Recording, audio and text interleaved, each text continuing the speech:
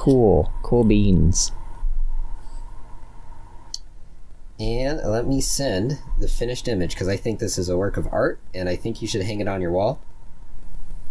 Everyone should print this out and hang it on their fridge. Oh, Jake, and tell their mom that I did a good job. Jake, you should sell this. I'm telling my mom. Yeah, tell your mom. Yeah. Tell your mom to tell her mom. That's how good it is. I mean, my mom's got like an empty locket. Like this needs to go right in there. Perfect. Well, tell her to look no more. I've got it. I've solved her problem. I've solved her empty locket problem she didn't know she had. Yeah. She's been wearing an empty locket for like 20 years, so I think it's about time. I think it is about time. I think this is it. Sweet. I think this is the holy grail of locket images. You need to listen to my song, man. I do. I'm going to do that right now. You're a hog. All right. This audio is going to sound really bad here in a minute. Well, we can just pause it. Pause the recording. Yeah. All right. You want to do that now? Yeah. All right. I'm going to hit pause. Record. Did you hear? Okay. 3, 2, 1. Record. No. All right. You never say it when back. I think you're going to say it. I think it is a little delayed. That's Through fine. the use of TV magic, Jake went and listened to Fort Francis. I listened to a 2-minute 38 song instantaneously twice. You guys didn't even know. It was amazing. Yeah. So you mentioned while we weren't recording that this was like your most played song on your phone. Yeah, so... Which I think is really funny. So I have this thing, and you're probably going to get quite a few of these on this channel, but I have these songs where the melodies are so weird that I just listen to them so much until I finally get what's actually happening. I thought you could piece it all together. Yeah, so I can actually be like, okay, that's how the melody goes. And actually, Shahela, which for you out there who might not know is my wife, Shahela and I have like this game where if the song comes on, we have to try to sing it. And like, it's really funny because very often we just can't do it. Like I've heard it probably over 50 times now, and I still have trouble getting all the notes right and the right timing and everything. That's really funny. And I haven't even got the bass line down. Like, if I try to focus on the bass line, I'm just like, okay, I can't do it. I can't do anything beyond that. If I try that with my wife, Melissa, she gets mad at me, because usually I'm doing it on purpose and on songs that are much easier to track. I will usually sing off key, usually because I can't sing on key. Yeah, so this song is from Super Paper Mario, which was a game that came out on the Wii. And yeah, I thought it was interesting you picked that. Have you played that one? I have. I used to own it.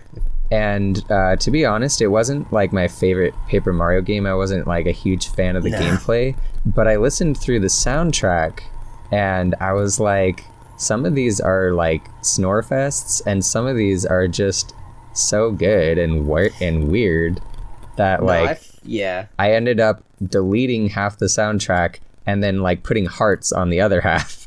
Where I'm like, wow, this is just nothing. It's like everything was just good or bad. And so some of my favorite Paper Mario songs are from this game. Interesting.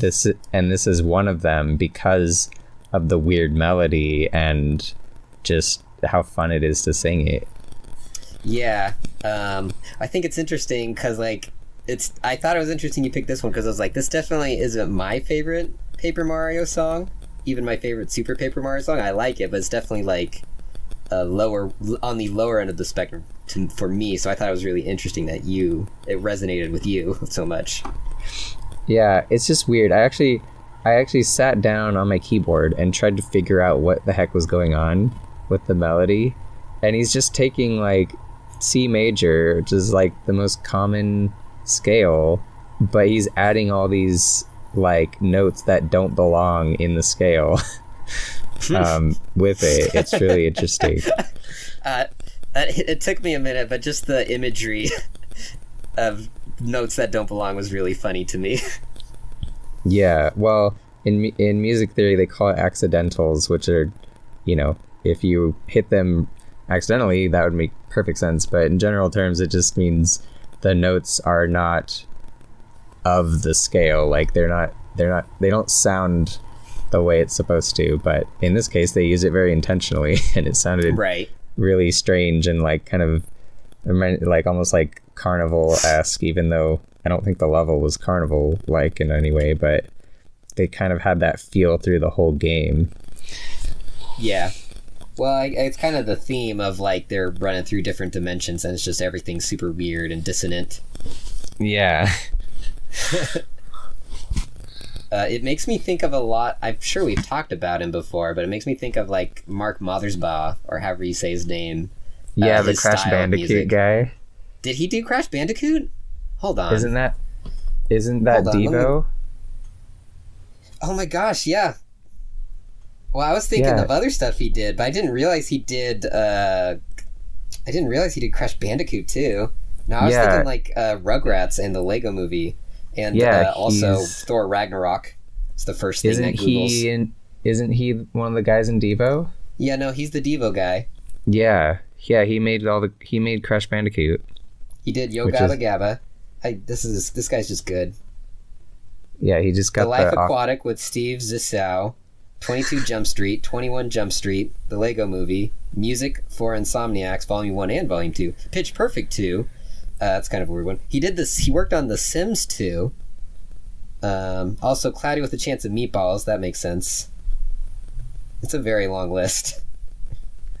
Yeah, I didn't know he worked on that much stuff. I thought he was just in Devo and then like got asked to do Crash Bandicoot or something. No, he's in a ton of stuff because I recognize him mainly from Rugrats and the Lego Movie. Actually, this song, yeah, I can totally see your comparison because he has that really, especially in Crash Bandicoot, that kind of off-kilter melody thing going on. Yeah, he just likes mashing stuff together. Yeah. But like in a good way. So I guess the question is, are we going to show each other stuff beyond these single things for this video, or keep them all for different videos? I'm debating because I'm like, because like talking is like, oh man, I want to show him other stuff, but yeah, we're already deep